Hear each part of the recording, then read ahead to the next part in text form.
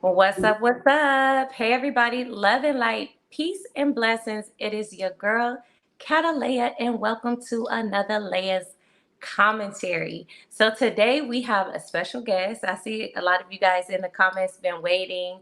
And hey, everybody. Hey, Ebony. How's everybody doing? We have a special guest today, and we have Brother Bedell, and we are going to be talking about relationship dynamics within our community. I am so excited because it has been a while since I have been on YouTube. I started last week and we're coming back, and I think you guys are going to love what we have in store for you today. So, I would like for my guest to introduce himself, and also I'm going to say happy full moon to everybody, and I hope that this is going to bring some clarification to you guys out there, and I hope you guys are going to come and ask some great questions too. So we do have a question and answer segment that we will be allowing you guys to come up and speak. The StreamYard link is pinned in the comment section. My moderators also have the StreamYard link as well. So, Brother Bedell, I just want to allow you to introduce yourself to everybody and, say hello and let them know where they can find you and all of those great things. How you guys doing today? And thank you for having me, by the way. My name is Bdell Rice Bay.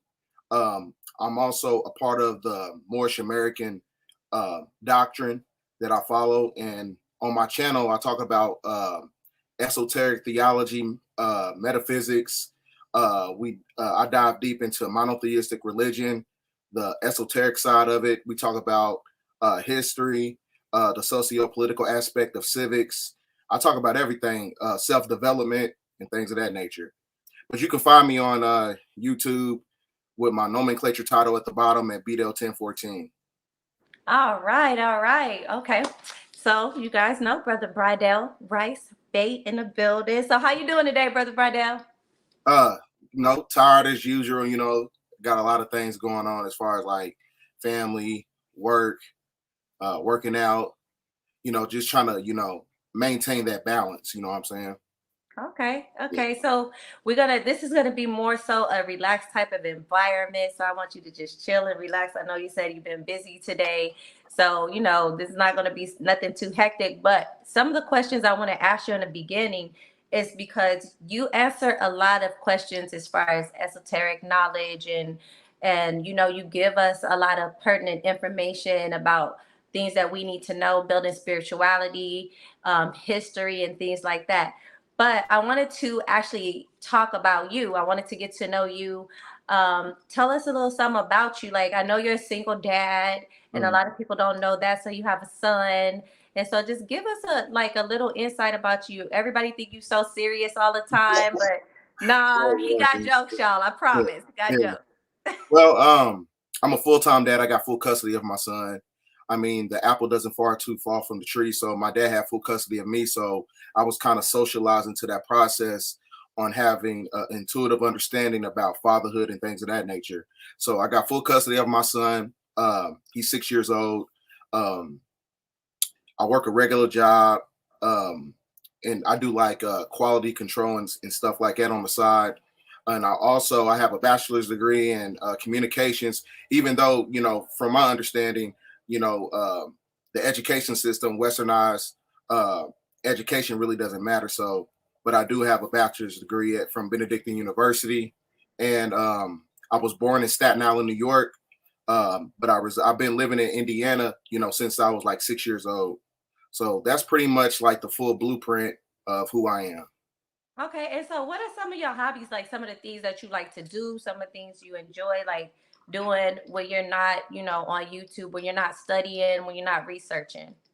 Well, that's pretty much like me all together. I read all the time. So if I'm at work, I always find time to read it, whether if it's 30 minutes, whatever I have like idle time, I get my reading in. I like going to the gym. Anything that's predicated upon self development, anything that's self affirming, that's pretty much my hobbies. Anything that can get me ahead. But I like watching TV shows and stuff sometimes. Like even though what I'm saying, we're trying to deviate from the matrix system, doesn't mean that you know what I'm saying, you can't watch TV every once in a while. So I like to have fun. I like going to, you know, NBA games and stuff like that, bonding with my father because that's what he likes to do. So I use that as a bonding mechanism when it comes to my dad and stuff. Okay, that's a little bit about you because everybody's like, he's so serious all the time. Like, The reason that is because, you know, the great majority of people, when they trying to dish out information, um, they try to pass it off in the form of entertainment. And you know, we have enough afflictions and entertainment around us, so it's one of those things that I just want to give the message out to the people and give them the edification and give them full clarity. I'm not here to waste nobody's time because, you know, I don't like my time wasted, you know, so that's why I do what I do. okay, yeah, that's pretty good. Definitely can understand that. And I know, like you said, you like listening to your music. So can you dive into like some of the music that you Okay. like? Cause give us a little something about what's on Bedell's playlist. Okay. Well, I listen to a lot of jazz music. I listen to that when I do like my meditation and stuff. I listen to jazz music the most. I listen to classical music when I'm about to go to sleep. I have that playing lightly in the background when I'm taking naps because classical music has the ability to produce more neurons in the brain. That's scientifically proven. I love hip hop. You know, I grew up listening to, you know, classical East Coast music. When you're talking about the Wu Tang, Mob Deep, I love like, you know, classical hip hop. And I also used to work for I used to write for Double XL magazine. Yeah. Oh, So I okay. used to write about, you know, hip hop blogs and things of that nature. Okay, so and then also like everybody wants to know like what really piqued your interest. Like this is not gonna be too long, the questions and answers, but I just really want you guys to get to know him as the person who he is. So like what really got you into like esoteric knowledge? Like what was one of those things where it got you into studying and things like that? Was it, how you grew up? Was it your father that influenced you? Like what were some of those things that like made you be like, this is the direction that I wanted to go? Well, this was kind of it was one of those things where it was a socialization process. Um, my dad had a lot to do with it, and my mom had a lot to do with it also because the great majority of the people on my father's side are Muslims. So I was introduced to the Islamic Moorish paradigm type of knowledge, and then like my mom, I was telling you about, she went to Tamaray when Dr. York was around, so I was very privy to that information at a young age. But also, what helped me also was Spike Lee movies. My dad used to make me watch Spike Lee movies all the time Yeah, when I we were talking about that. Yeah. so I used to watch Do the Right Thing, More Better Blues. Um, Even though those movies kind of, you know, they scratch the surface, but it gives you a multitude of the concept of how can I say it, uh, racial disparities in the community. So it gave me a good ideology of what was going on when it comes to the economic disenfranchisement aspect when you're dealing with the demographic of Black people and things of that nature. So I used to watch movies played a big part because that created um, my imagination, Right. so to speak. So then, you know, like I said, with the music too, because I listen to a lot of conscious rap.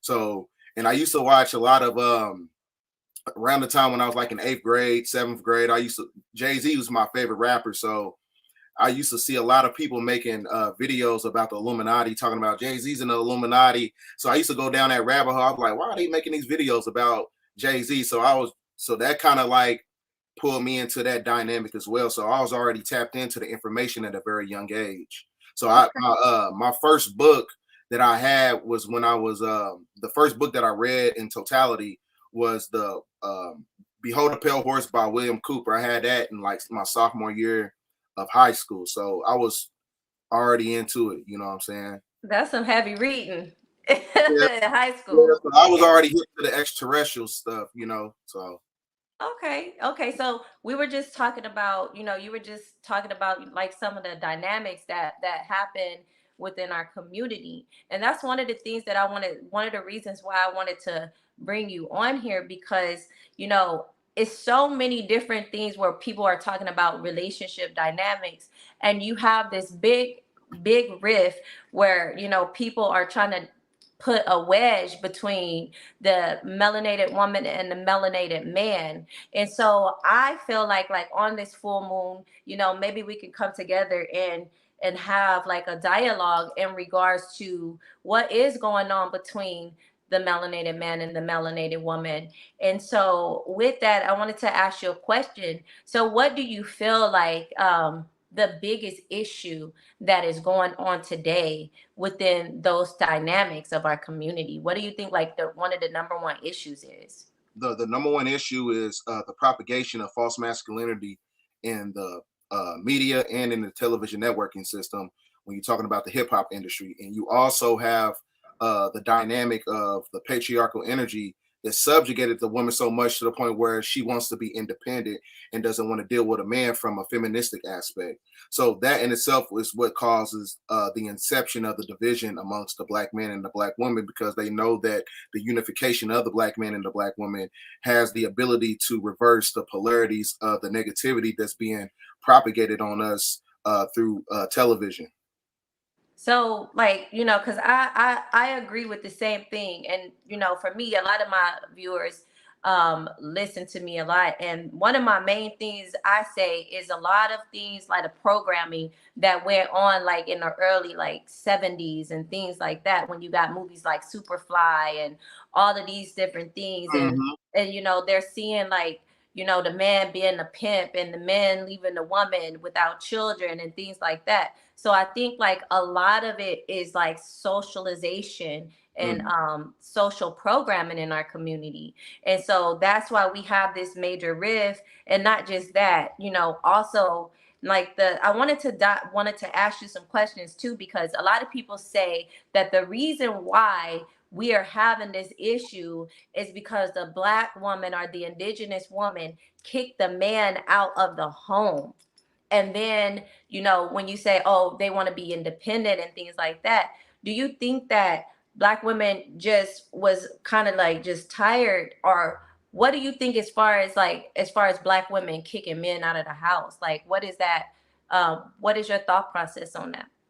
Yeah, because you get many different incentives from the government, because you can't have a man in the household if you're on government assistance. So that in itself creates the affliction within the household. And also, when you look at it from a standpoint of the great majority of women, well, in my generation, um, the great majority of them grew up without a father. So they already have a concept to be against the man, because it's a defense mechanism for them to deviate from somebody who looks like their father. So, Right. and it's also, like I said, you have a lot of trauma when you're talking about sexual proclivities. Um, how can I say it? A lot of women being molested also. So it's like I said, it creates that dynamic in itself, because most of that concept in itself is built on trauma. So a lot of women don't want to deal with black men because they was molested by a black man. Yeah. Now So I do agree with that, but it's another thing because a lot of people said, that they couldn't have they couldn't have a man in the home to be on assistance. right. Well, for me, I am a woman who came from a two-parent household, and I actually grew up in the projects, right? And both of my parents were in the home while we were receiving assistance. They just had certain prerequisites that you would have to follow in order for it to be two parents in the household. So I do want to say that, because I think that that's a misconception in a lot of ways, where people said, the man couldn't be in the household. And I see what millionaire Mallory says, that the system kicked the man out of the household. Well, Mhm. that's not necessarily the case. It was more so there were certain things that men had to do and the women had to do in order to receive those benefits. And a lot of those cases, it was far and few and in between, where people didn't feel as if, or sometimes they couldn't even hold up to those prerequisites that they had. So I do want to talk about that, because I am someone who grew up in this with the both parents, both mother and father, on assistance in the projects and things like that. So it was definitely possible. But I do want to say, like, a lot of the times men had a hard time in those days and times getting jobs, Mhm. right?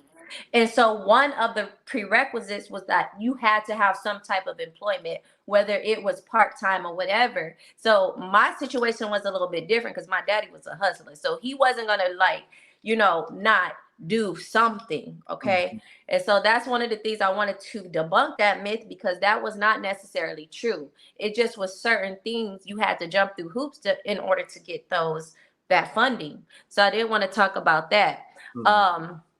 Also, what do you think, like, as far as, do you think that Black women are kind of being forced into masculine roles, or do you think like right now we're kind of balancing it's balancing itself out as far as the karmic debt goes? Because I do know, like, I was watching someone, and I'm not going to say their name on here because I just don't like to talk about what other people is doing, but I was watching a particular person, and he was saying how back then, like way back when, women were in power and they were abusing their power. Okay. And so men started to say, you know what? I'm tired of being used for work. I'm tired of being used for just sex, and started to rise up. And that's where we come into this patriarchal this phase in life, is because we have to balance the karma out. So can you tell me, like, what do you think about that? Well, the inception of all civilization started with a matriarch. But like I said, patriarchy in itself was galvanized by uh, a cursed bloodline who wanted to take the spot of the women who actually, control the planet. But like I said, as far as on a scientific level, you have women, propagating masculinity is because they're being infiltrated on a sexual level. And what I mean by that is you have these enzymes in the man's sperm. It's called warrior sperm, and they travel up to the woman's brain, and it's transmuted into a microchimerism. So it produces more estrogen in the woman's neurological faculties. So this is why you have women starting to think like men nowadays. So, like I said, for instance, you ever see a woman when she sleeps around a lot? She pretty much has the same energy and the same frequency as a man who sleeps around with a lot of women. Yeah. They don't really have that emotional connection. It's just one of those things like, I just slept with this one, I sleep with that one, I just going about my business. Most of those women are being manipulated by the microchimerisms that's connected to the two frontal lobes of the brain. So from that standpoint, and you also have like I said, feminism is one of the reasons why they're propagating masculinity. Because, like I said, you got these monotheistic religions. They subjugate the woman so much, so now they use feminism as a defense mechanism to be like, well, I'm on top, I run this, woman power. So you got many different mechanisms as the reason why. So I want to ask another question. What do you think, like, because we have so many people pointing a finger at each other, right? So we got the man pointing a finger at the woman, and the woman pointing a finger at the man. Mm-hmm. What do you think, as far as both sides of it, what do you think will actually physically solve this problem that we're having? Well, women have to understand what the veneration of real masculinity is. A lot of women think the concept of masculinity is a man holding a gun, flashing a lot of money. They think those are basically multitudes and concepts of what masculinity is because they're seeing it on television. So if they see it on television enough, it embarks upon their dating lifestyles. So when they see a person like me talking, they don't think that's like a form of masculinity when a man is operating from a place of a pragmatic energy. So that in itself, like I said, women have been taught, well, I wouldn't say taught, they've been socialized around men who are not really men because they don't know what a man is. See, they don't understand the delineation between a man and a male. A male is a person who hasn't mentally fortified himself enough to be a man. So that's the difference. They don't understand. They think a man and a male is one and the same when they're not. So Okay. once they understand that delineation, they can combat the curse of venerating men who have misguided emotions. And so what do you think as far as men, what do you think that they need to recognize when it comes to the women? Same thing. Like I said, now a woman and a female are two different things. Now, a female is a person who hasn't emotionally fortified herself enough to be a woman. So the same thing transpires. So, like, like I said, you got the veneration of sexual gratification on these music videos. So that creates this concept of a misogynistic energy. So now they want to sleep around with many different women. So they think that a female and a woman is one and the same when it's not. So it's up to the people, you know what I'm saying, to deviate from these westernized concepts of what other dating preferences. They got to deviate from it. Okay. So I do want to touch on trauma because I feel like a lot of times what happens in our community is that people hold on to trauma and they don't take the time out to hold themselves accountable, not only for the people that they are choosing in their life, but also for holding on to past trauma. Like I've been molested. You know, me and you have talked about this a long time ago. And so you, like you said, you have a lot of women who are walking around, with, this hatred towards men based on, the fact that they were molested. And also, not even sometimes it doesn't have to be hatred, but it has to be a level of fear too. And I know because I went through that. I went through a level of fear. I went through hatred, and I went through so many different levels in my life to where I had to hold myself accountable for holding all the baggage that I had. And then I had to also recognize that, wait a minute, Catelayah, these are the men that you chose as well. And then why did you choose what you choose? And now why are you still holding on and looking at something in the past that you can't fix? There's no way possible. So with that being said, I wanted to talk about people who need to actually do a lot of self-reflection and go on their healing journey and shadow work, because I know you talk about shadow work a lot. So I wanted to ask you a question, like, what does shadow work look like for you? Like, what is it? What is the topic of shadow work? How do somebody, heal from their traumas? Well, discipline. A lot of people are not disciplined nowadays. Like I said, too much of anything. You need to do everything in increments. So you need to cultivate that energy and transmute it and do something self-affirming. Like I said, go to the gym, read books. Like I said, if you have a lot of sexual trauma built up and so much to the point where you sleep around or you're in a state of masturbation all the time, use that sexual energy and transmute it to where you can combat uh, those traumatic ideologies that you experience all throughout your childhood or whatever. So it's one of those things, man. You just got to transmute the energy, Yeah, use it and turn it into a positive. I That's definitely the main. agree. But you I also, like I said, agree.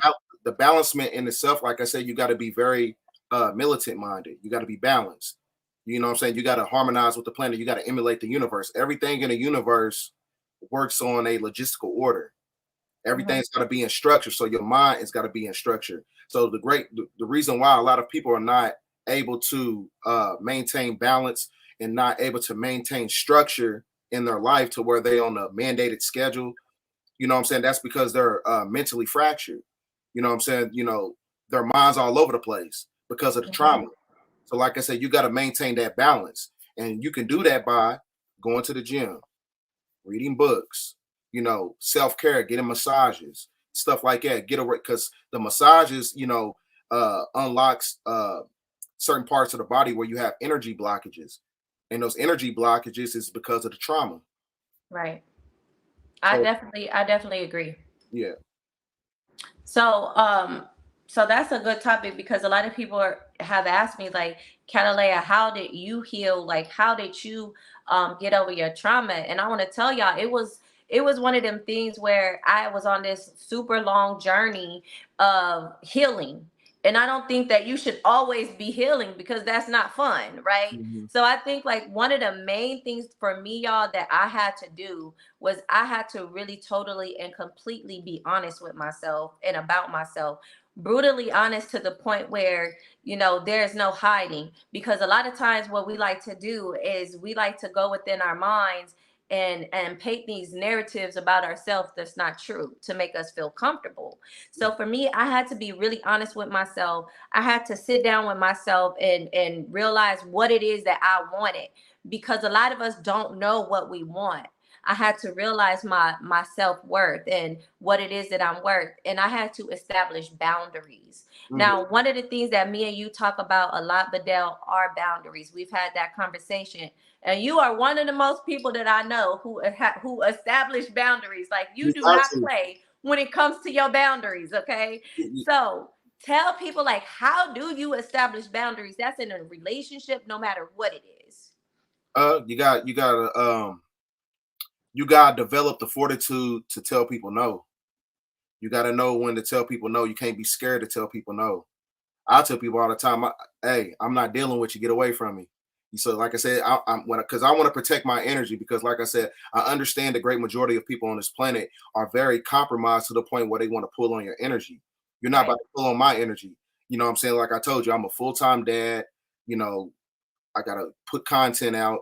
I go to work, gotta work out. You know what I'm saying? I gotta stay healthy, and I gotta find time for sleep.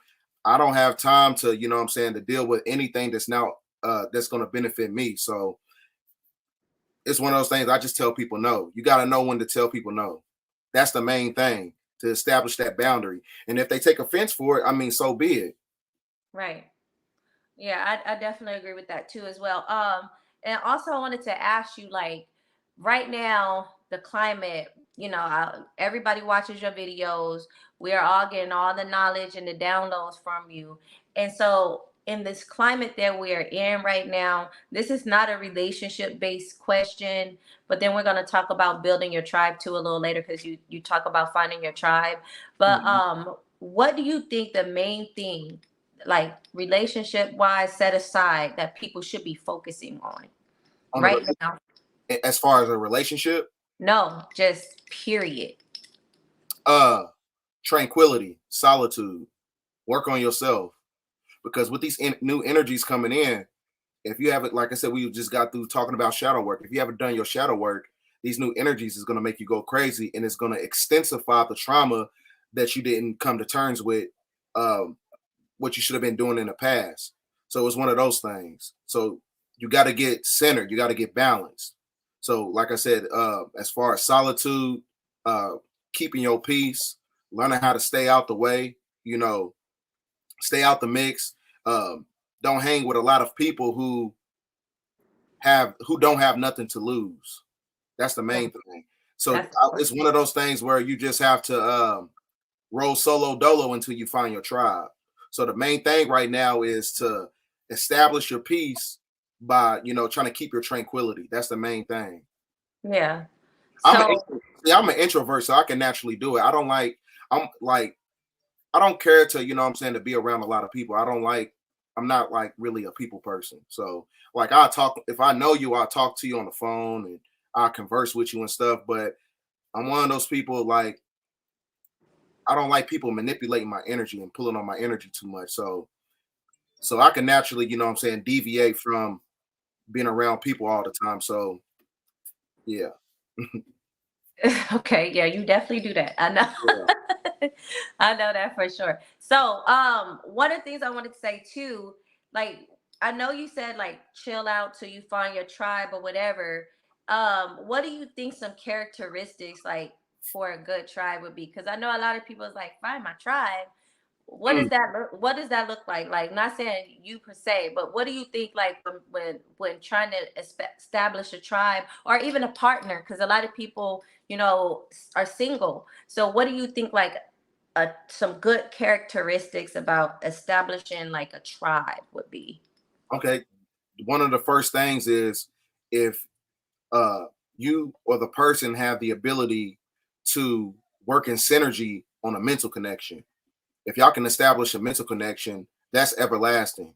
Anything that's based on emotions uh has temporal powers. It doesn't have any type of longevity, no Right. self-preservation whatsoever. So Like if you build a mental connection with somebody that you trying to be with, that's cool. When you're trying to build a mental connection on friendship, that's cool. When you build a mental connection on your tribe, all those things are basically everlasting, because it's one of those things where you come to terms with the fact that if the mental connection is imbalanced, the emotional aspect is going to come into play. So that's the main thing. Establish a mental connection with your tribe, and or just with people that you want to have around you. If you don't have that, just deviate from it. Right. So what do you think, like, because I know a lot of people are talking about, a lot, especially this is from the men. This is some of the questions that men have given me to ask you. So ladies, I'm sorry, I asked a lot of you ladies to ask me questions on what y'all want to. Y'all didn't ask me too many, right? Hmm. One of them, we're gonna get to one of the questions y'all did ask me. But what do you think about child support, about the weaponization of child support? Because that was one of the questions that was asked to me by the brothers. Well, I mean, we all know that the system is broken. So, I mean, that's pretty much self-explanatory. I seen this video of this woman. She had like 6 baby daddies or something like that, and then she was trying to get like, um, child support. She was receiving incremental funds of child support from all of them. So, and she was saying that that's how she builds up her financial abundance and things of that nature. But now it's basically being transmuted into a hustle for women nowadays. So now for men, I receive child support, but I don't agree with it. Because I got full custody of my son. So by nature, well, by law, the woman has to pay, whether it's the maximum or the minimum. But I don't agree with it. Okay. Okay. And then another question that they asked me was, how do you feel about like the whole passport bro thing that's going on, where men are saying, look, American women, especially American indigenous women, are not, able to um, are not able to, perform wifely duties and things like that. And they say that it's easier for them to go out of the country and, get a woman who is able to fulfill like the role of a woman that, that's traditional. Mhm. So what do you think about that? And then I have a follow-up question after that too, as well. Well, I think, like I said, it's the socialization concept of women not operating in their feminine energy. The great majority of those women are in the United States of America. So when you go to these other countries or whatever, most of them, those countries and those civilizations, they deal with a matriarchal energy. So they still kind of connected to the feminine aspect on how to be submissive to their male counterpart. So that's the main. So they really looking for a woman who's operating in her feminine energy by being submissive. So that's Okay. one of the things as well. Okay, so now on the flip side, right? Because this is me doing my research. Now, a lot of those brothers who have went out and they have gotten those women from other countries, the women are like like getting into these relationships and finding out that the men are not measuring up to the men in their country, and now they're leaving those men and saying, "Yo, I'm good over here." Like, and now the passport bros are having a bad reputation. So, what do you think about that as well? Because it's like two sides to the coin. Well, you like I said, you have a lot of men who do stuff like that. It's misguided emotion, so they operating from a place of ego. Hmm. So a lot of those men who are actually doing that, the passport bros, they're not even in their masculine energy. Hmm. So that's why what I'm saying, if there's a conflict within the woman that they're basically dealing with, because he's not operating in his masculine energy. So like I Okay. said, he's operating from a place of ego. Oh, I'm not. The women in the United States are not listening to him, so I'm gonna go get me a woman in Africa. What it's like is one of those things. It's ego, misguided energy. Right. That makes a lot of sense. Also, one of the questions. This is some questions from some of the ladies that asked me. They want to know, because this concept of love is always being thrown around, right? Mhm. So they would like to know, like, what is your concept of love? Like, what do you think love is, especially within the relationship dynamics, and then also just love, period.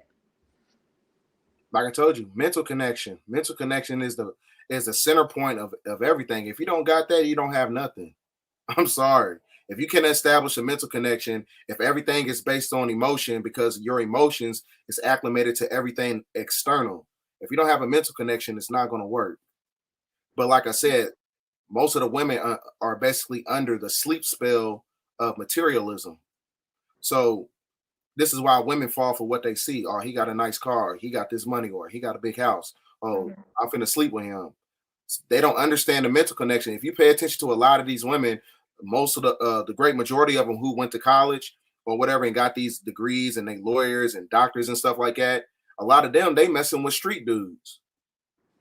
That's Like, you true. know what I'm saying? So, that doesn't really add up. The reason why is because, like I said, they looking for an emotional connection. They not getting a mental connection because even when you look at those relationships right now, like I said, they basically there's no sustainability in those relationships, no longevity.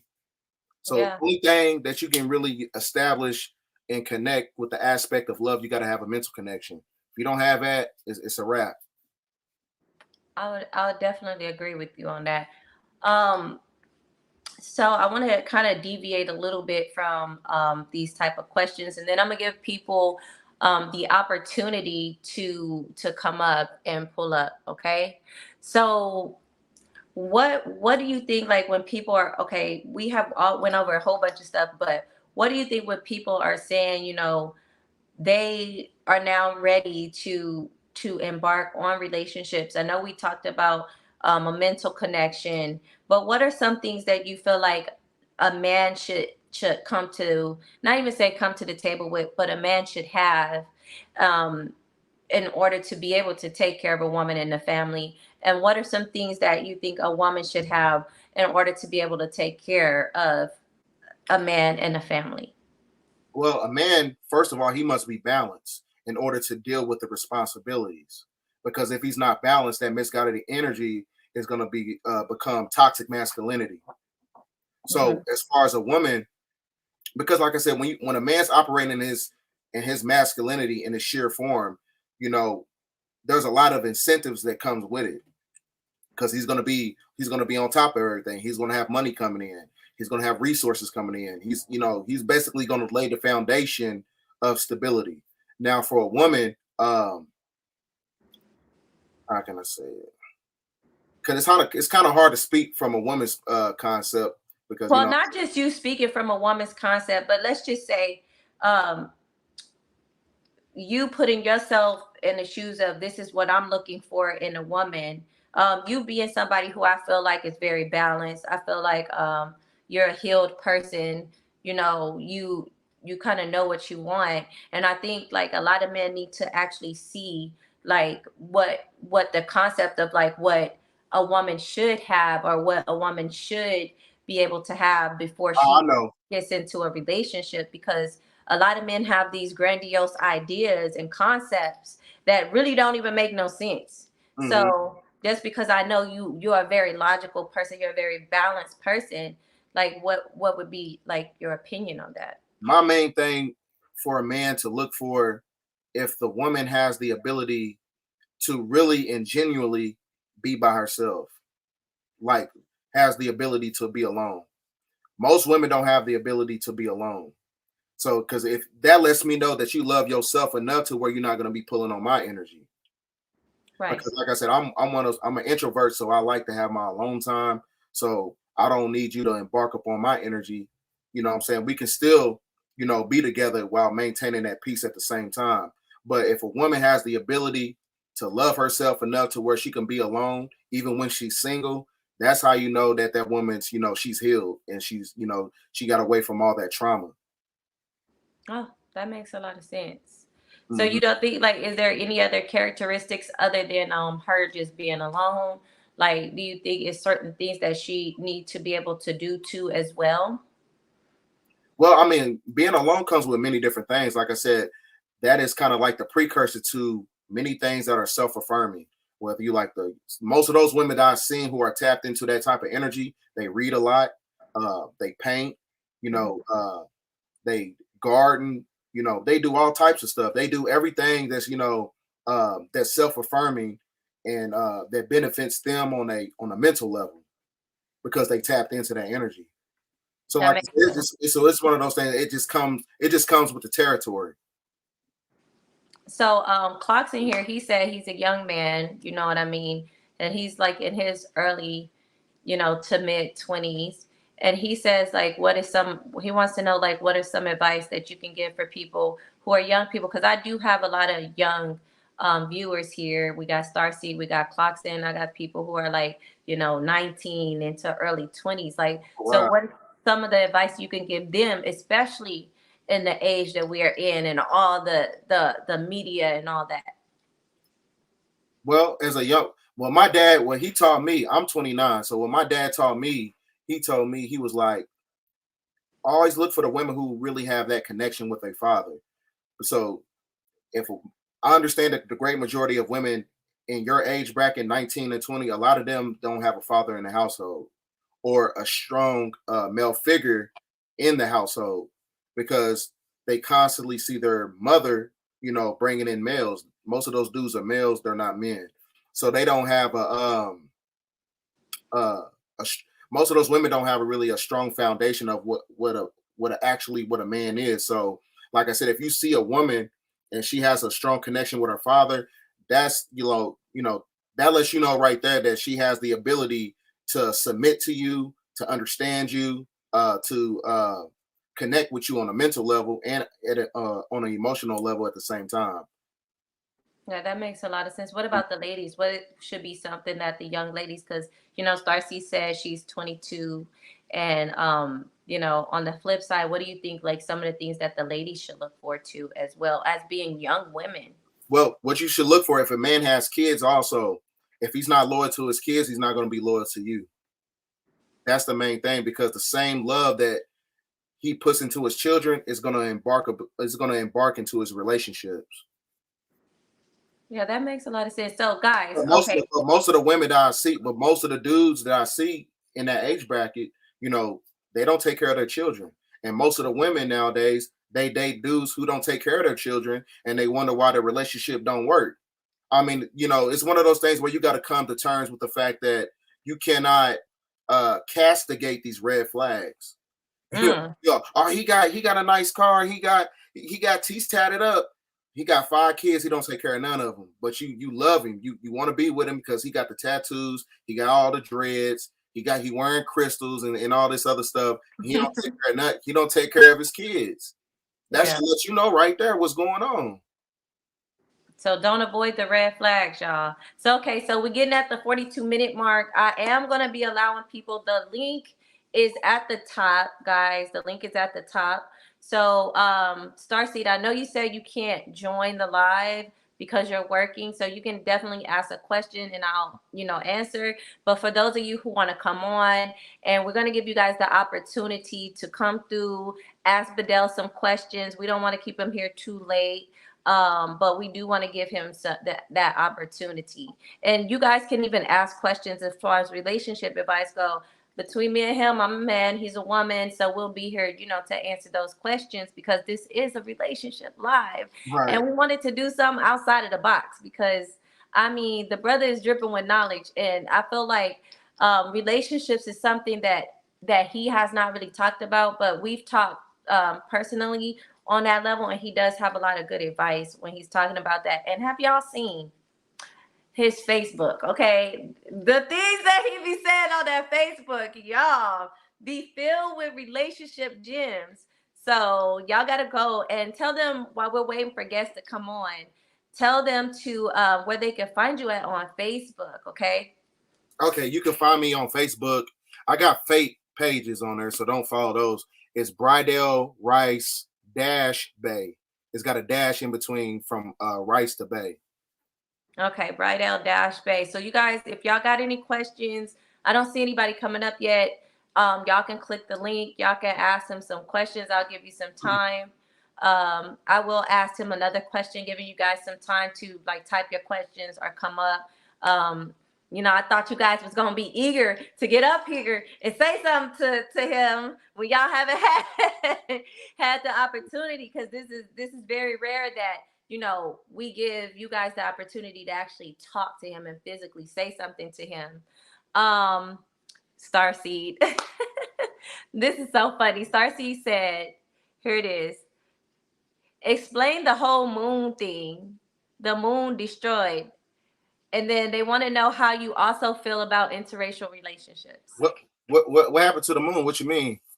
Like, Because you were saying like the moon is I like don't not. know. I didn't know if something recently happened to the moon. That's No, why. no, no. They just Oh, wanted okay. I was like, damn, we missed something. to. But Yeah. well, the moon is basically a it's a optical it's an optical megastructure. It's basically a Draconian mothership that came from a different star system because it was built on planet Jupiter, and it basically placates to the people's emotions on a material level because the material realm controls people, places, and possessions through energy, vibration, and frequency. So the moon is also a frequency modification weapon, also that controls weather through weather modification and things of that nature. Because the moon is what puts people under the sleep spell of King Gu.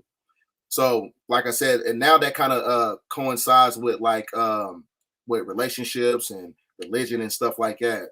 That's because, like I said, it controls everything on a material level when it comes to people, places, and possessions. And now, as far as like interracial relationships, oh, I forgot to ask the other question. How was the moon destroyed? Well, the moon was destroyed from plutonium bombs that was extracted, and because the original moon and planet Earth used to be connected to each other, but the plutonium bombs basically split the planet in half. So now that's what created the Milky Way galaxy that we have in our atmosphere right now, from that destruction back 6 trillion years ago. But as far as like interracial relationships, um, I said something about it on Brother Rich's channel. The reason they want to propagate that type of energy because, like I said, the plutocracy and the elites, they know that uh, this is the end of the procession of the equinox. So this is the last time around uh, this is the last reincarnation cycle. So when you have another species amalgamating with another species, they can reincarnate back through the bloodline. At least try to. Okay, that So, makes so, sense. so it's more based on genetical self-preservation because the more these new energies come into this planet, it's basically going to manipulate the eukaryotic cell and activate the prokaryotic cell. So a eukaryotic cell is basically spliced genetics. So if your mitochondrial is not connected to the planet, it can shut off your DNA structure to where you're not able to procreate. So this is why they have to uh, have other demographics of women sleep with other, black men in order to, have that self-preservation in a bloodline because they know that their genetical sequence is being shut off by the energy of the sun. That makes a lot of sense. But she said she wanted to ask because she wanted to know how like does the moon like coincide with, you know, feminine energy, and like a lot of women, you know, they get their cycle at that time and things like that. Yeah, because the moon, like I said, the moon is pulling on your energy. That's why you have your periods. So, like I said, the moon, the Babylonians back in ancient times, they used to call the moon sin because they know that it controls everything on a three-dimensional level as far as people, especially women, because the moon is basically the symbology of patriarchy, because that patriarchal energy subjugated the woman and established a matriarch. I mean, subjugated the woman and stole the matriarch and put up patriarchy. So that's what the moon is a veneration of. It's a veneration of everything on a material level. Okay, that makes a lot of sense. Libby said, "What are your thoughts on the black male leaders in our community who always give into their lower selves? You know, the problems they have with the ladies, and end up cheapening their message." Most of them are Freemasons, or like I said, most of them took Faustian bargains. When you're talking about the 501c3 or the faith-based initiative programs, you have some of them. Like I said, the inception of their message is basically connected to money. So they're not going to compromise their finances in order to give people a real message. So that's why everything they say in the media and things of that nature, it doesn't really have a connection with the people, so to speak. So they Okay. look like sellouts. That makes sense. That makes a lot of sense. Uh, Foxy wants to know what's your sign? What's your I'm astrological I'm sign? a Libra. He's a Libra. Okay, and I am King Dominator said, how do you know when someone has chameleon energy, meaning pretend energy? Uh, what would it be your intuition that can help you tell the truth about someone's real intentions? Sometimes you're not able to do that. Sometimes you just gotta wait it out. I've had people like when somebody really want to mess with you, they'll study you so much to the point they'll monitor your social media accounts, they scrutinize your every move, and they'll study you, and then they pretend uh, to like everything that you like just to embark your energy and come around you. So like I said, it's one of those things where a person can basically only pretend for so long before they start to show their true colors. So sometimes it's one of those things where you got to be very meticulous to the point where you just got to monitor them just as much as they scrutinizing you. Yeah, that's true.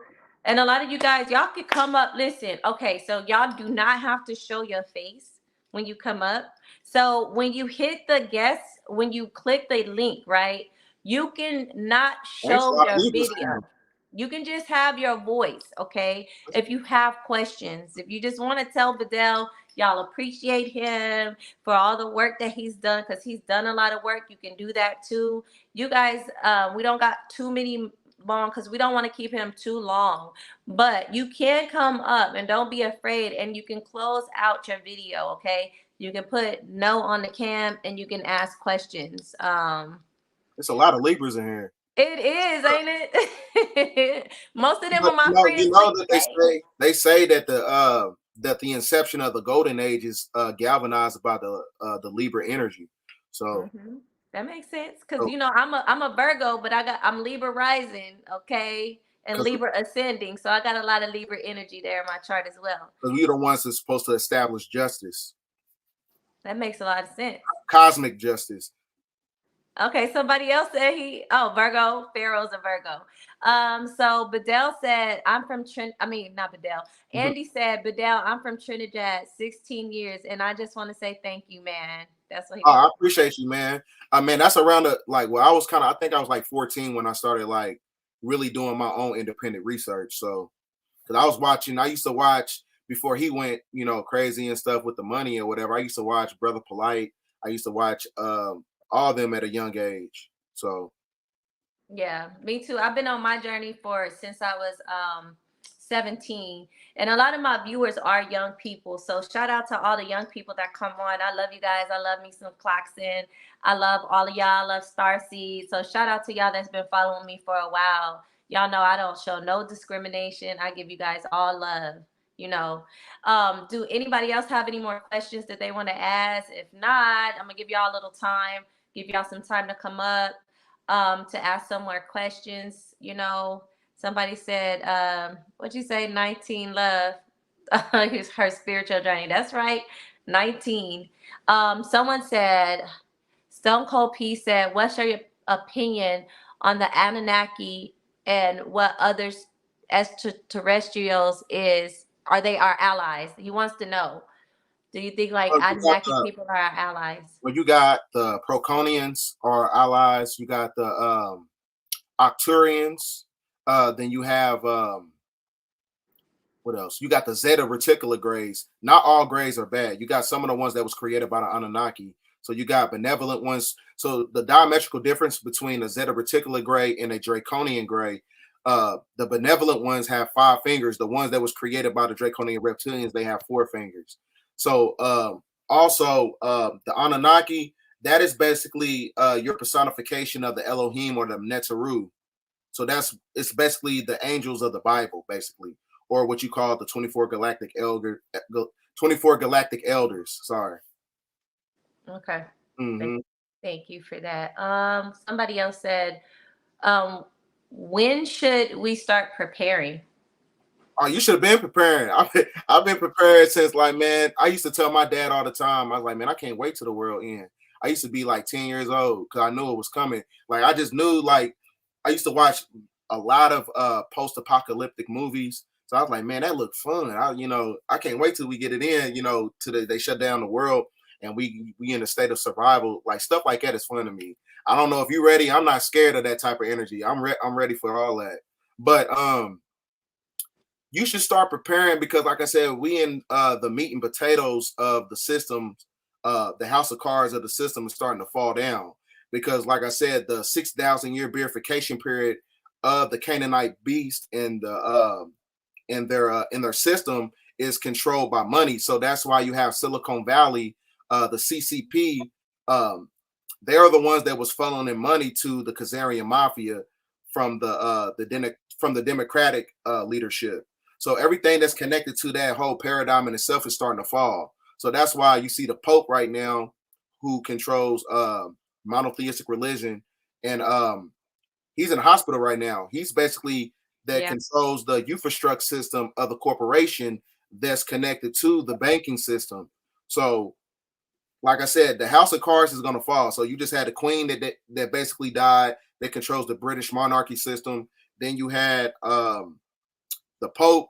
He's on his last leg. He controls the infrastructure through monotheistic religion that's connected to the corporation because the church and the state is not separate because they connected by the canon laws. And then you also have the so-called president Joe Biden. He's the one who controls the military infrastructure in the United States. So that is basically the three-headed beast right there.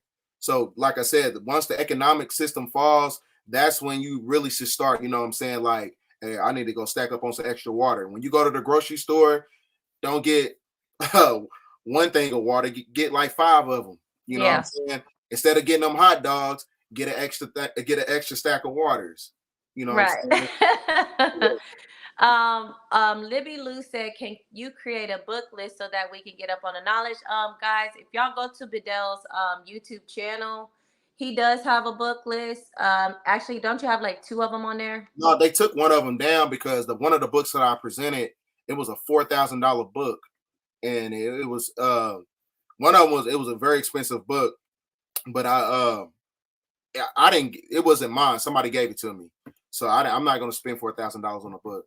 But I got, matter of fact, if you hold up, I can show people some books real quick. Yeah, go ahead. We got time. I'm sure. All right, y'all. He gonna go and get some of his books. But yeah, guys, make sure you guys, I don't know, some of you guys are new to who Bedell is, and some of you guys are my followers, and you haven't watched any of his videos or whatever. So I want you guys to go to his YouTube page and subscribe. It's Bdell 1014. And if you guys subscribe, he does have a book list. And I really don't care if he says whatever the book is, you know what I mean? I just don't. Like, we gonna rock it out over here. And all right, I got some books. All right, this is one book right here. Now, this book right here is called The Grand Dragon.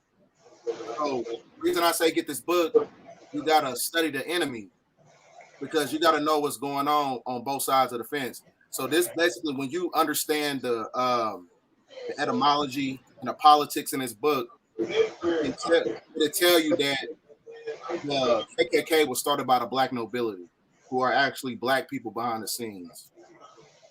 Okay. It's called Grand Dragon. You guys check that book out, Grand Dragon. Go ahead and get it. That's a good book. I Am King Dominator. Let's let him get his question out the way, and then you could go ahead and show us some more books, Bedell. Hi, good day. Can you hear me? Yeah, what's up, brother? All right. So, my brother, he got me introduced to you, and you're an amazing person. Oh, thank you. Great teacher. I even learned that in life, it's good to learn about your purpose in life. So, I think your purpose in life was to teach us to know more about ourselves. Now, my question is, how long have you been on this journey with your purpose of teaching and learning Well, about who you are, who you really are as a person? I think I tapped into that energy probably about when I was, as far as like what my purpose is. I say probably when I was about maybe 20 years old. But like About I 20 said, years old? yeah, when I was about 20 years old, because like I was telling Brother Rich, it was one of those things where I just had information. All I had was information. I didn't know how to piece everything together to because the application of information becomes knowledge and knowledge becomes wisdom. So it was one of those things I wasn't didn't have an intuitive understanding about all the things that I was trying to study. All I had was just information. So, but like I said, it was an experience that I had, about 5 years ago where it was like a metaphysical experience. And what happened was I had like spiritual activation to the point where from that day forward, everything started to make sense to me. It was like, because I'm not one of those people that I don't make, if anybody who really knows me, like I don't like being on, I would never be on camera making videos. Something from that day forward or whatever, it was like, okay, I should start making videos. So it was something innately within me that activated me on a spiritual level to be like, hey, I should start making videos and start giving out the edification to the people. All right, Because thank you so much. okay. Thank you so much. But also on top of that, the best way to find your purpose, you gotta learn how to be by yourself, because when you're by yourself, that activates creation. Yeah. Okay. So Jay Carter says, what do you think about XRP? I haven't, that's a cryptocurrency, right? Yeah. I Hmm. haven't really like dug deep into the crypto aspect of it. Like I don't really deal with that. I haven't, Frank said, I've been hearing about that. I haven't really looked into it. okay. Frank Schneider said, what about the FED now payment? Yeah, that's what I was talking. That's what I was referring to. I haven't really looked into it. I've been seeing a lot of posts because that the Cash App guy, he got killed, right? Hmm. Yeah, so Yeah. I haven't really like stepped into that information. Starcy said, how do you feel about AI? It's the third eye for the beast. AI technology, like I said, is conducive to uh cryptocurrency and the digital currency system. It's basically a new form of control under a totalitarian feudalistic technocracy. So they want to turn us into biological robots in a form of control, which is basically your foundation of economic Darwinism. It's basically another form of enslavement, basically. Yeah. Diana Rafat, I'm sorry, I don't mean to butcher your name. She wants to know, what can she invest in before the crash? I don't know. I I, would I think definitely, I think the best thing to do is probably, if you want to do anything on a material level, get some gold or get some land. That's the yeah, best thing. That's the only thing you can really do. gold, silver, and land. That's exactly Mhm. what I was about to say. Even Same if thing. it's a small piece, even if it's a small piece of land, so Right. that'll work. Bedell, you could go ahead and finish the books that you have. Okay. This one is called Argartha, the Kingdom of Argartha. The Journey into Hollow Earth. That's a good book. It tells you about all the mythology from Hinduism, um, uh, Oriental Freemasonry. It talks about Hollow Earth in this book. So that's why I don't deal with the flat Earth aspect of it, because if you say the Earth is basically flat, you get rid of about 1/3 of the mythology when it comes to people who came up to the planet from the surface. I mean, to the surface, and started genetically splicing certain demographics of people on the planet. So get this book right here. Another book is The Lost Continent of Mu. This is a really good book. Talks about Atlantis and Lemuria and stuff like that. Then this one is The Navigator Who Crossed the Ice Wall. That's my book right there. Yeah, yeah, it's a real good book. Real good book. Talks about many different land masses beyond the ice wall. So, like I said, this is just my opinion. I really believe that you have planets in out in outer space in the solar system, and you have planets in other land masses beyond the ice wall. That's, So, you know what, that was one of the things I was confused about, because when I read that book, and a lot of the planets that's beyond the ice wall are depicted as planets that's in outer space.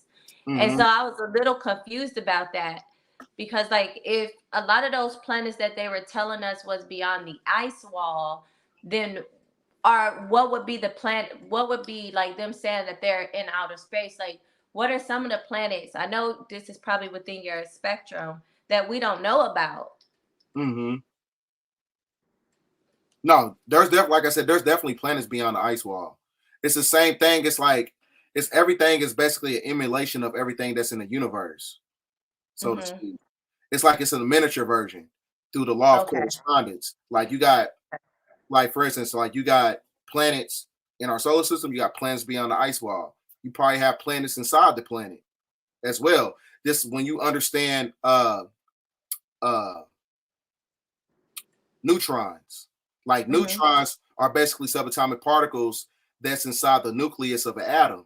So that's what the planet is. It's basically a small portion of something on a higher frequency, basically. You see what I'm saying? So like you like so like just like our cells in our body, those are small planets, so to speak, probably. You never know. But that makes sense.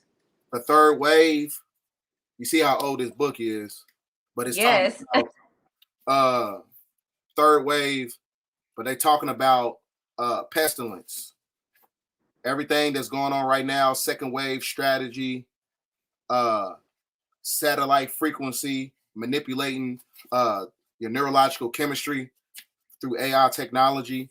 This book came out in, let's see, 1986. Get this book right here, The Third Wave. Okay. That's one that you said a lot that I knew, but that's the new one for me. This is a secret book. This is one of those secret ones. But at the deep state, it tells you. Now, this is kind of one of those. This is a commercialized book. Like you can get this at Barnes and Noble, but this is like it scratched the surface.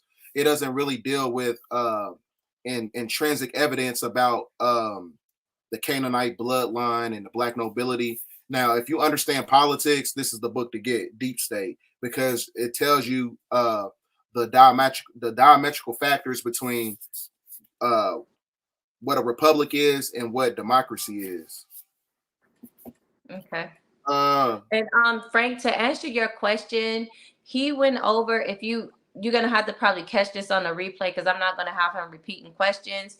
To answer your question about that, just rewind this video because you probably came in late and he already talked about that. Okay, but go ahead.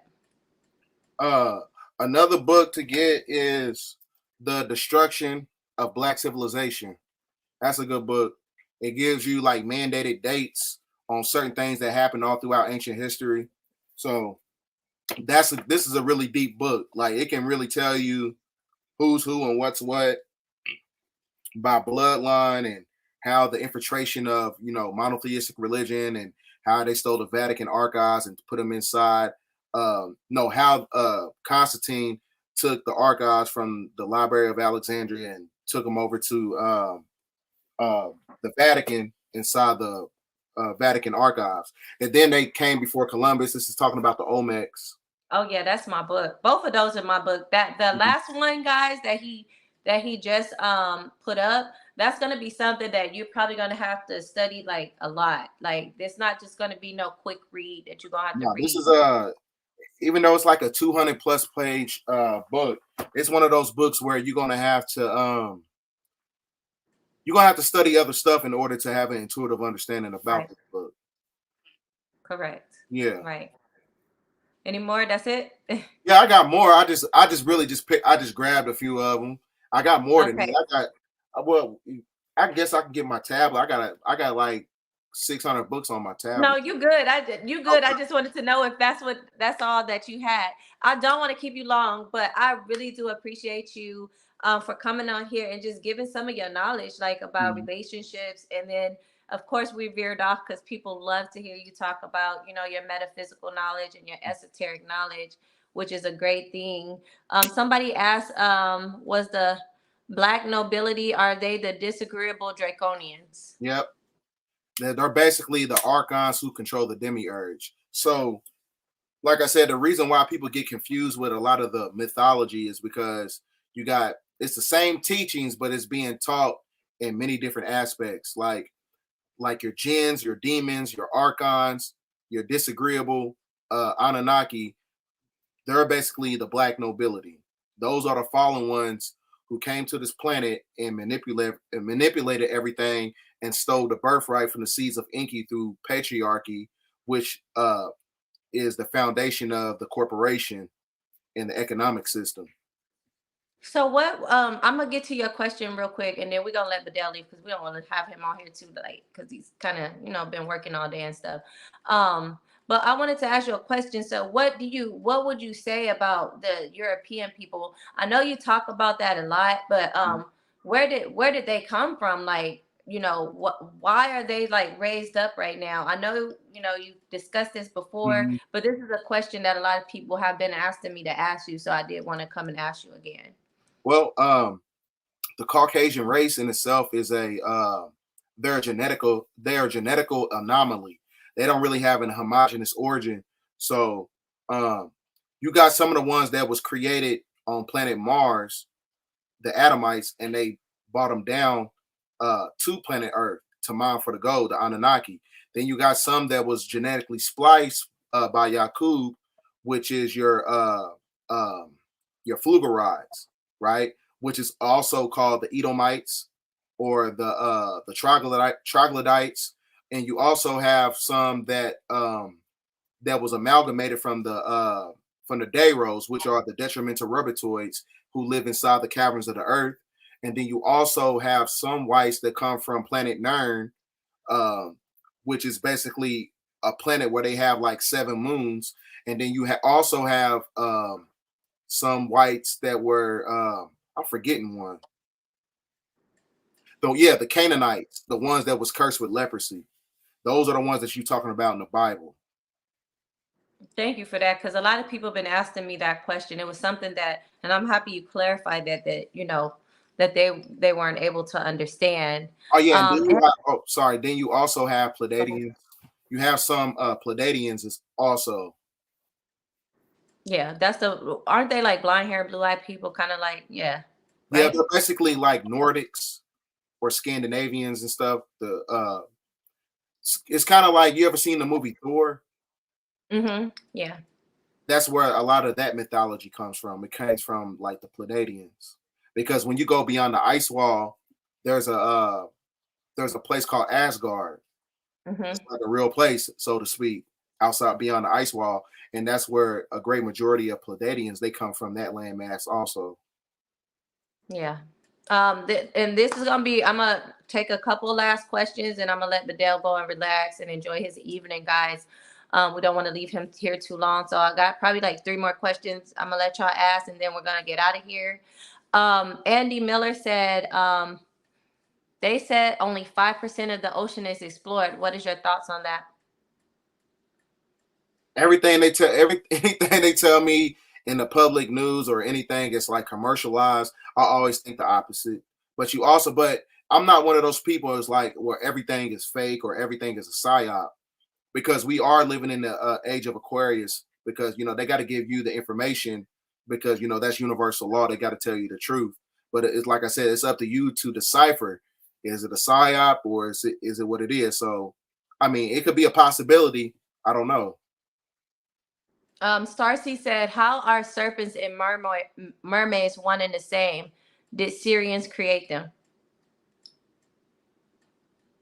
Well, the mermaid concept is basically I'm gonna start with the serpents. The serpents in itself was created by this woman named Mother Huber. When you're talking about the holy tablets, she's the one who created the Draconians. So that's where the inception point of their genetical presence on the planet, that's where it comes from. Now, a mermaid is basically one and the same as a Dogon.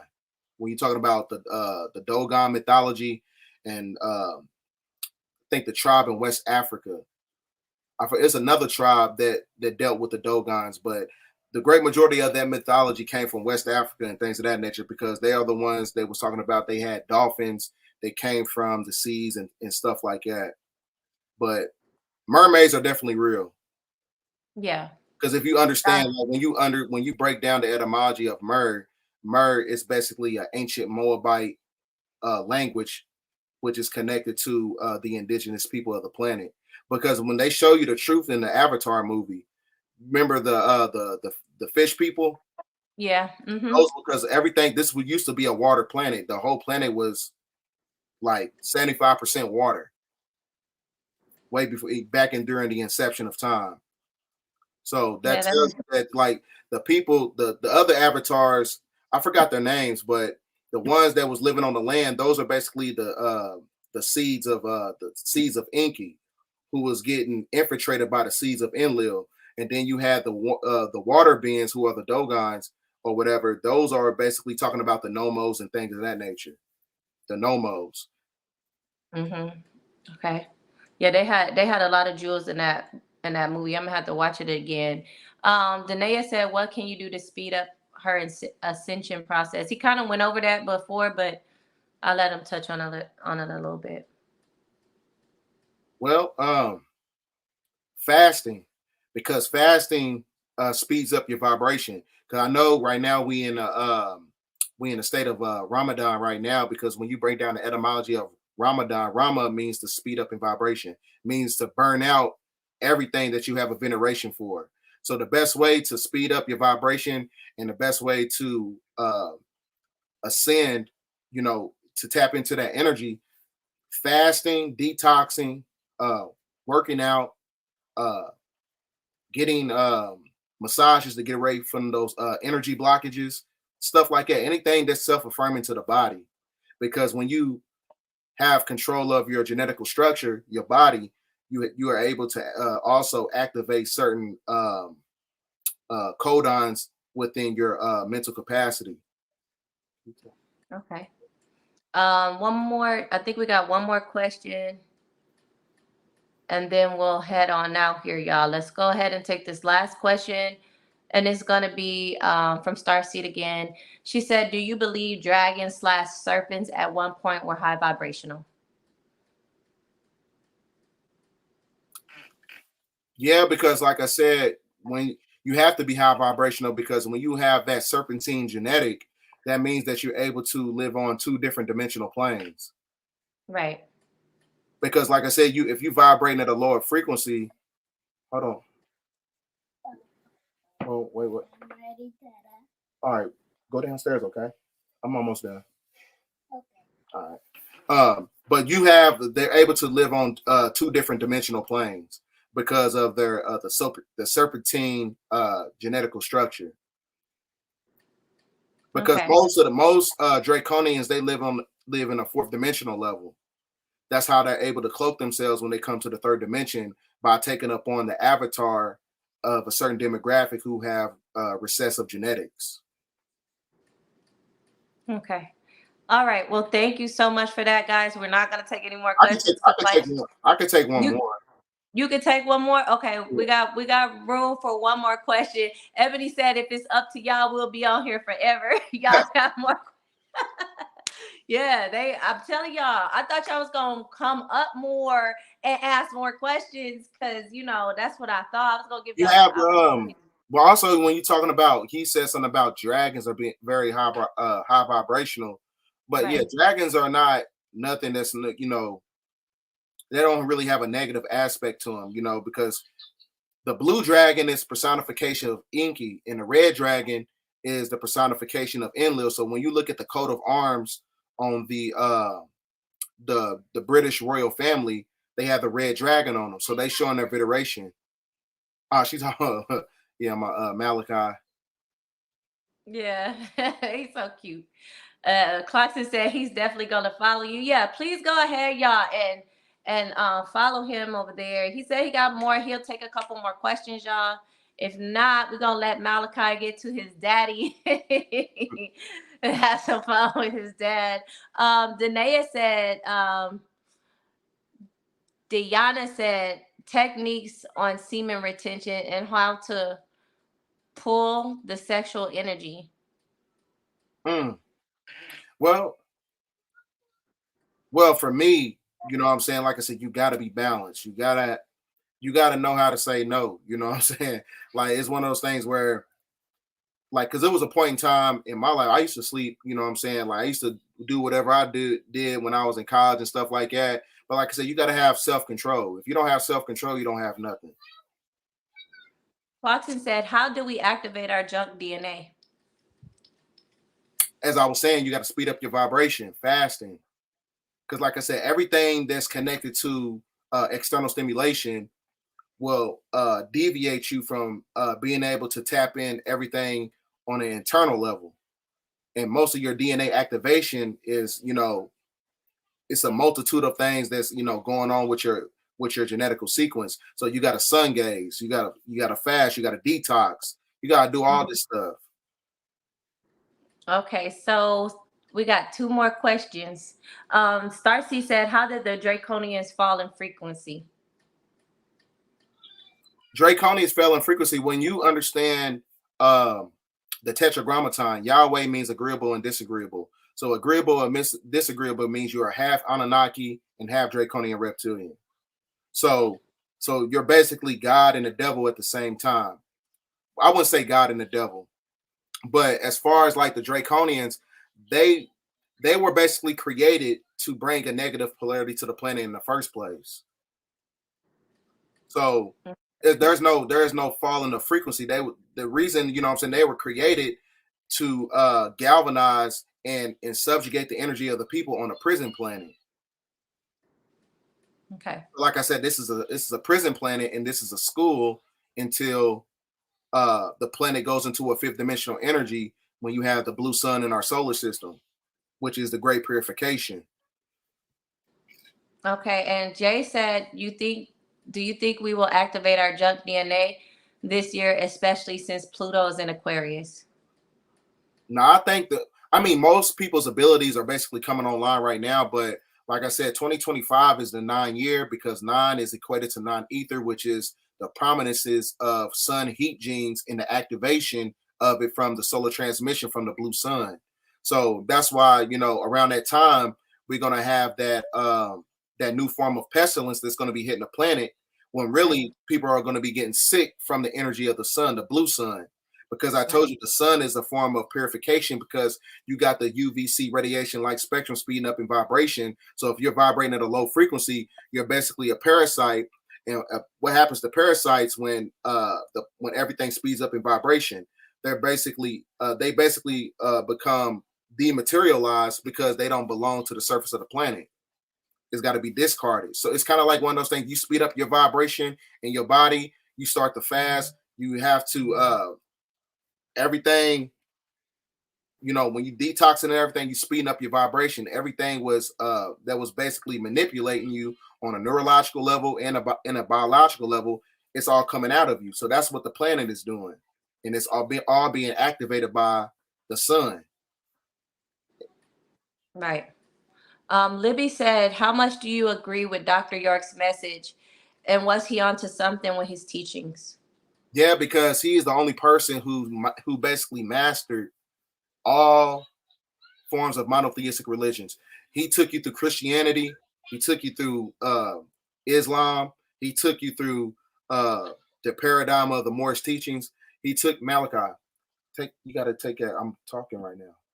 Okay, take that downstairs. Okay, or turn it down. All right. But yeah, he took you through all forms of monotheistic religion. He took you through Islam, Christianity, Catholicism. He was a Freemason. You know, he was a Moor. He was basically everything. But the reason he's in jail right now because he broke oath. he took all those teachings from Freemasonry and started putting all the stuff in the books and told you about the reality of extraterrestrial life. So that's why he took people through many different and all those schools of thoughts, because he wanted to pull people out of monotheistic religion to get them to the true message, which is basically talking about extraterrestrials and fourth and fifth dimensional energies and stuff like that. Definitely. I was there, y'all, so I know he is telling the truth. Okay, so Don Intelligent said, is it too late for people who took the vaccine? You're done, son. I'm playing. No, you're not done. no, it ain't over. But like I said, it's one of those things where you detox, because I think they only last for like 6 months. So that's why they always be like, oh, you got to come back and get another one in 6 months. So yeah, it's one of those things where if you have took the so-called Draconian juice, you thought I was going to say it? No, I said it. That's why I'm like, oops.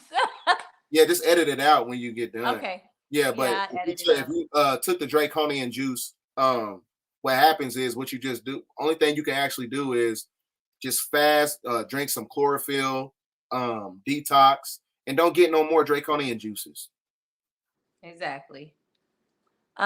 Which is the universal bloodline? O type. O type. That's me, boo. Mm-hmm. I'm O.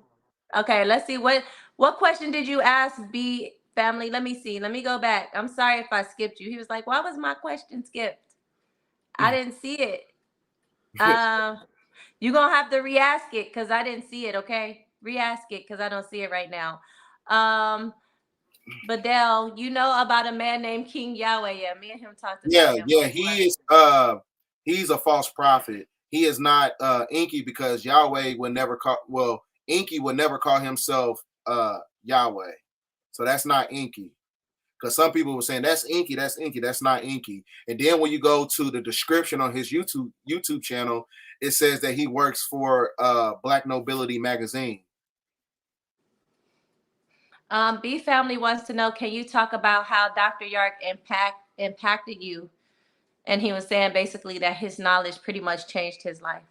He talked about the fact that his mother, but go ahead. Yeah, my mom was tapped into the knowledge. She already knew. So she was telling me, but like, yeah, you got different extraterrestrials. She was putting that bug in my ear when I was like young and stuff like that, way before then, before it became a commercialized topic today. So, my mom, she's the reason why I started tapping into a lot of Dr. York's teachings, because I went to Tamaray when I was a little kid. So. Oh, you did? I didn't know that. You didn't tell me that. Yeah, I told you. Yeah, I told you that. Oh, you did tell me that. You said you don't really remember it. I was a baby. Yeah, I was there. I actually was there on the land. I was New Nubian and everything. So yeah, that's pretty much where I started at too, guys. I talk about that a lot. I believe my mom, she because my mom, she still lives in New York. I think if I'm able, I think she got pictures and stuff of that still, like in her photo album and stuff. She got a lot of pictures and stuff like that. I do too. Maybe I should put some of my pictures of me and Tamaray up. And then what else? I got one more. Oh, I wanted to say this, moderators. At this point, I know before we were blocking people, but I don't ever want to block anybody anymore. Now, what we can do is we can silence them for the duration of the live, but I don't want to block anybody. So I don't care. Well, even if they say something negative, let's just silence them and let them come, because it is what it is. We all grown and everybody's entitled to their opinion. So don't block anybody from now on. We are no longer blocking nobody, okay? So just don't say that V word in the chat, okay? That's all. Anyway, so we're gonna definitely get up out of here. We're gonna let Bedell go ahead to his little baby Malachi, and I'm gonna go get me some rest and relaxation. I really do appreciate you, Bedell, for coming on and just sharing your knowledge and expertise. I'm a smaller YouTube channel, and you did not have to do that, but I really appreciate it. Hey, baby. Yeah. He's so cute. That's your twin. Hey, but yeah, I really do appreciate you. So, and I just wanted you guys to know because I wanted to definitely give Yeah. you your flowers on this. How you do that? The whole thing with me doing like relationship topics and doing conscious dating, he did help me with that idea. So I do want to give you your props on that because if it wasn't for you, we wouldn't even be doing this right now, and we wouldn't even be doing the conscious dating. And a lot of my other friends to help me with that. So I do want to thank you for that. Can you go ahead and give everybody like your social media and your email, how to connect with you? Well, I don't really deal with like, I like to keep my inbox and my email like really clean. So Okay. if you have anything to ask me or whatever, you can contact me on Instagram at Bdell 1014 BDELL 1014. And that's the same thing as my YouTube channel, Bdell 1014. All right, y'all. So we out. Thank you guys. Love and light. And Make sure y'all come and visit. I appreciate you having me on your channel. And Oh, thank thanks to you. all your YouTube family for, accepting me to come on the channel and give out my own edification to your channel. Appreciate it. Oh, not a problem. Thank you. We're going to have you back again. All Okay. right, y'all. Love and light, y'all. Peace and blessings. I hope everybody has a good evening. Make sure Monday, Wednesday, and Friday that you guys tune in at 8 p.m. Monday, we have conscious dating.